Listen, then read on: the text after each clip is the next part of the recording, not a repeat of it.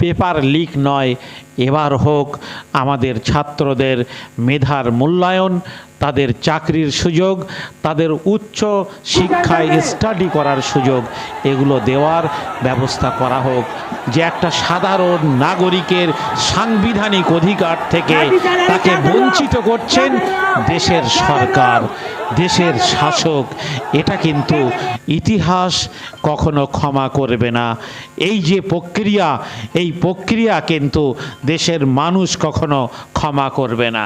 যদিও আপনারা জানেন যে ডিম ছুঁড়ে নেতাদের অবমাননা করা, ডিম থেরাপি বলা হচ্ছে, এটাকে সংখ্যালঘু যুব ফেডারেশন কোনোভাবে সমর্থন করে না।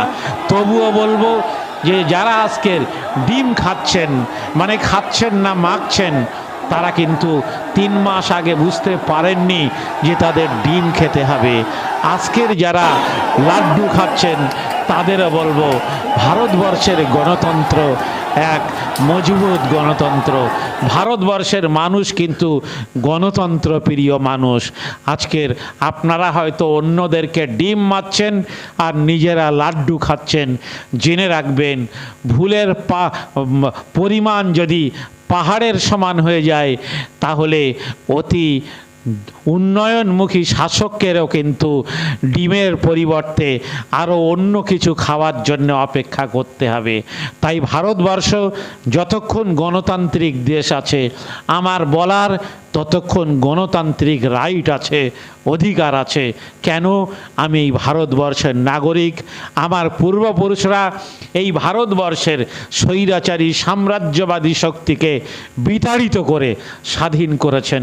মাওলানা আনোয়ার হোসেন কাসেমি বলেছেন কিভাবে মাদ্রাসার ছাত্ররা স্বাধীনতা সংগ্রামে এগিয়ে এসেছেন, কিভাবে মাদ্রাসার শিক্ষকরা স্বাধীনতা সংগ্রামে এগিয়ে এসেছেন।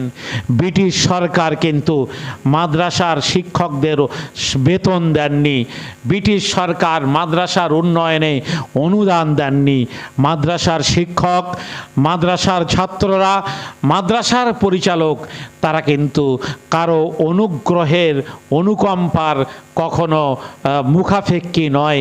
তাই আবার বলবো, মাদ্রাসাগুলো তারা যেমন ব্রিটিশ সরকারের বিরোধী ছিল এবং দেশপ্রেমের ভূমিকা দেখিয়েছেন। আপনাদেরকে বলবো, বিগত 10 বছরের স্বাধীনতা আন্দোলনের দিনগুলোর যদি প্রতিবেদন তৈরি করা হয়, তাহলে দেখবেন যে কটা মুসলমান এলাকায় তেরঙ্গা পতাকা উঠেছে, পথ করে উড়েছে। সমস্ত মাদ্রাসাগুলোতে অত্যন্ত গর্বের সঙ্গে মাদ্রাসার ছাত্র শিক্ষকরা তেরঙ্গা পতাকা উড়িয়ে তারা জাতীয় স্বাধীনতা দিবস পালন করেছে, প্রজাতন্ত্র দিবস পালন করেছে, দেশভক্তির বড় প্রমাণ দিয়েছে। আজকের এই ভক্তির প্রমাণ নিতে হবে না।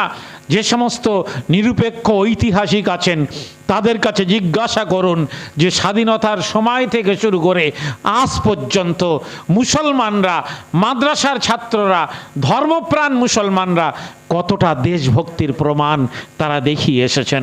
ফলে মুসলমানদের ক্ষমতার জোর দিয়ে আজকে পিছনের দিকে ঠেলে ফেলে দেওয়ার কোনো প্রচেষ্টা, এটা দুর্ভাগ্যজনক। আমি অকপটে স্বীকার করে বলছি, আমি অত্যন্ত অকপটে স্বীকার করে বলছি যে দেশের যারা সংখ্যালঘু হবেন তারা দুর্বল হবেন, এটা স্বাভাবিক। সংখ্যাগুরুর সংখ্যার সঙ্গে সংখ্যালঘুর সংখ্যা দিয়ে কখনো যদি বিচার, কখনো যদি আইন তৈরি করা হয়, তাহলে সংখ্যালঘুরা বারবার তারা পরাজিত হবেন, এটা স্বাভাবিক। পার্লামেন্টে যদি আজকে আইন তৈরি করা হয় যে সংখ্যালঘুদের সমস্ত জমি কেড়ে নেওয়া হবে, এটা স্বাভাবিক। যদি তাদের ভোটাধিকার কেড়ে নেওয়া আইন করা হয়, সেটা আপনারা করতে পারেন সংখ্যার জোরে।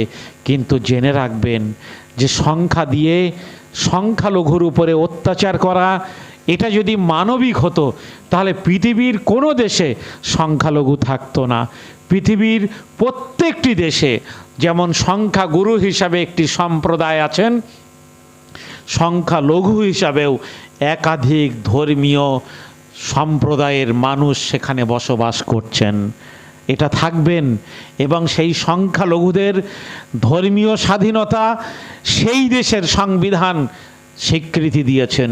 যেমন আমাদের দেশের সংবিধান আমাদের দেশের সংখ্যালঘু হিসাবে খ্রিস্টান, মুসলিম, শিখ, বৌদ্ধ, জৈন তাদের সকলকে ধর্ম পালনের অধিকার দিয়েছেন। তাদের নিজস্ব সংস্কৃতি মোতাবেক তাদের প্রতিষ্ঠান গড়ার এবং পরিচালনার অধিকার দিয়েছেন। এটা সাংবিধানিক অধিকার। আজকে গোটা বিশ্ব তা নিয়ে মূল্যায়ন করেন।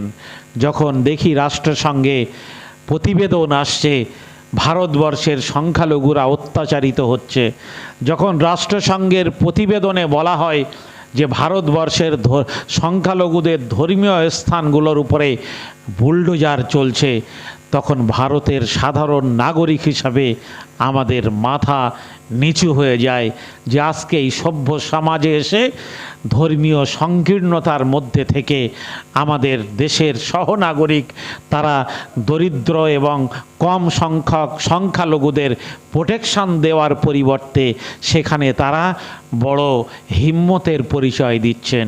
এটা হিম্মত নয়। আসুন আমরা সবাই মিলে যেমন ব্রিটিশদের বিতাড়িত করেছিলাম, তেমন আজকে হিন্দু মুসলিম সবাই হাতে হাত ধরে আমরা দেশের উন্নয়ন, দেশের বিকাশ, দেশের সৌহার্দ্য, দেশের সৌভ্রাতৃত্ব এগুলোকে আমাদের মজবুত করতে হবে। আমরা ব্যথিত, যেমন বারুইপুরে একটি 12 বছরের মেয়ে নির্যাতিত হয়েছে, সে এখনও বিচার পায়নি। আমরা একইভাবে ব্যথিত সেই বোনের জন্যে যে অভয়া আরজিকর হসপিটালে চাকরি করতে গিয়ে সেও দুর্বৃত্তদের কাছে, দুর্বৃত্তদের লালসার কাছে সে নির্যাতিত শুধু হয়নি, তাকেও হত্যা করা হয়েছিল। কামদুনিতে যাদেরকে হত্যা করা হয়েছিল, এই যে ঘটনা বারবার আমাদের দেশে ঘটছে, আমি একজন শিক্ষা আন্দোলনের কর্মী হিসাবে বলবো আমাদের কোথাও সামাজিক অবক্ষয় আমাদের কিন্তু নিচের দিকে, পিছনের দিকে নিয়ে যাচ্ছে। এই সামাজিক অবক্ষয়কে ঠেকানোর জন্যে অবশ্যই আমাদেরকে এগিয়ে আসতে হবে এবং আমাদের যারা শিক্ষাবিদ তাদেরকে অবশ্যই সেই শিক্ষার মূল্যায়ন করতে হবে যে শিক্ষা আমাদের ছাত্র সমাজকে আমরা দিচ্ছি। তাই আসুন সব কিছু ভুলে আমরা শিক্ষা ক্ষেত্রে বেশি জোর দিই, নতুন প্রজন্মকে প্রতিষ্ঠিত করার জন্যে আমরা বেশি জোর দিই। পেপার লিক নয়, এবার হোক আমাদের ছাত্রদের মেধার মূল্যায়ন, তাদের চাকরির সুযোগ, তাদের উচ্চ শিক্ষায় স্টাডি করার সুযোগ এগুলো দেওয়ার ব্যবস্থা করা হোক। সারা বাংলা সংখ্যালঘু যুব ফেডারেশন 22 বছর ধরে মজলুম অসহায় মানুষের পাশে থেকে যেভাবে তাদের আইনি সহায়তা থেকে তাদের অধিকার বুঝে দেওয়ার চেষ্টা করেছেন, আগামী দিনেও সে চেষ্টা বজায় থাকবে।